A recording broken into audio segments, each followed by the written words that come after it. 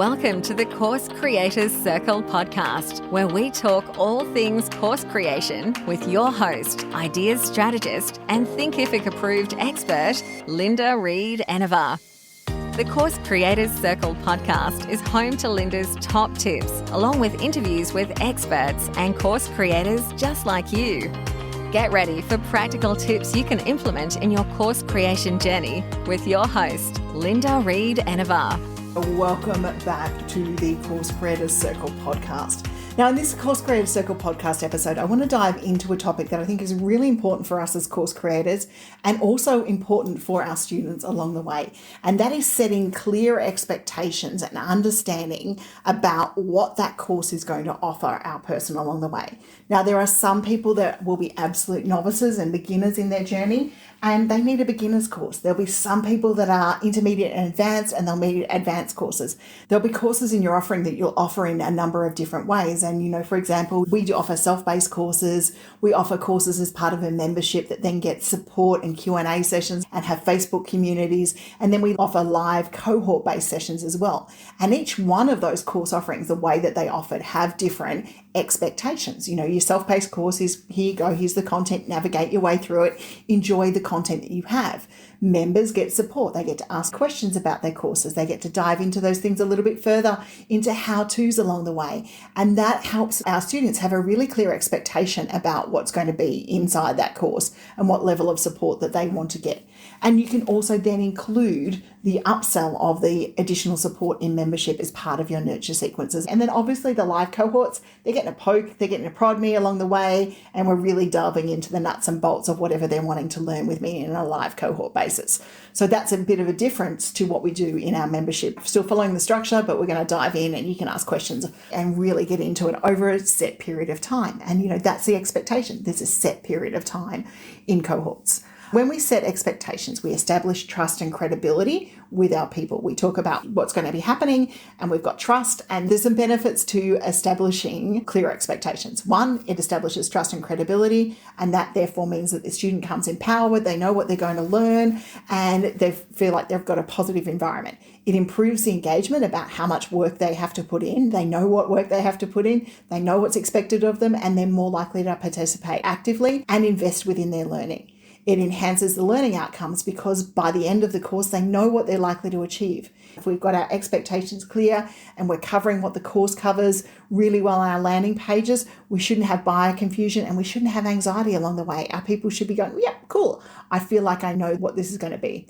It encourages responsibility and accountability along the way, and it helps you adapt to those different diverse learning styles.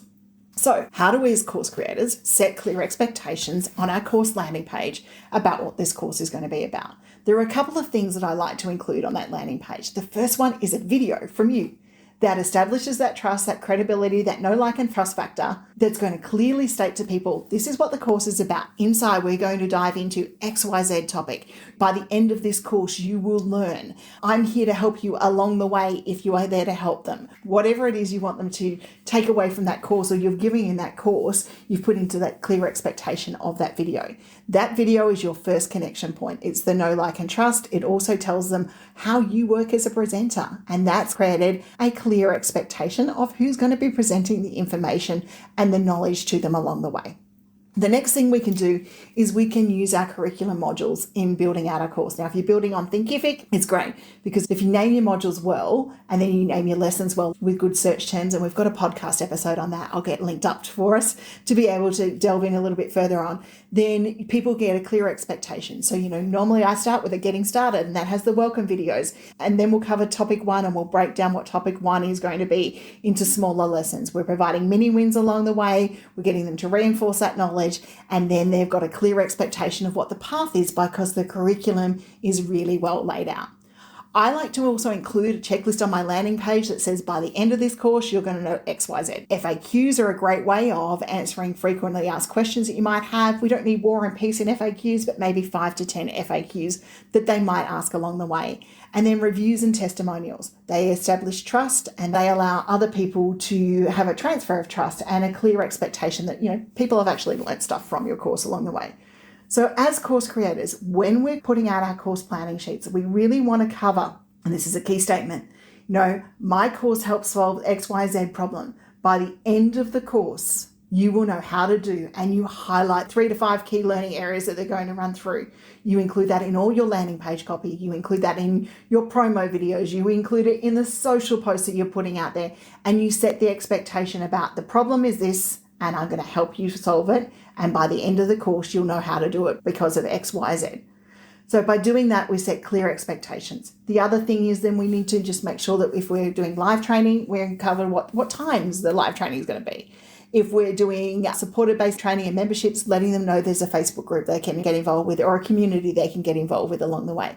Be clear about what the course does include and what it doesn't include. And if you are going to upsell to memberships or options from there, include those options on the landing page to begin with so that people know there is another way to learn this with you.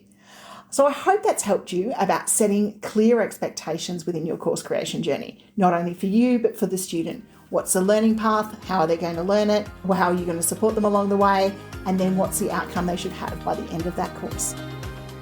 Thank you for listening to the Course Creators Circle podcast. Don't forget to check out the full range of resources available for course creators at www.thecoursecreatorscircle.com.au.